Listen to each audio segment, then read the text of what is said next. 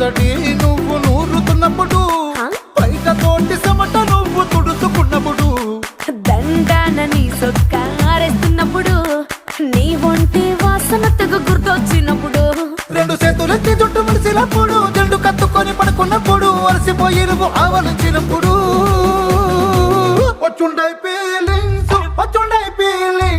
వచ్చి వచ్చి చంపేస్తూ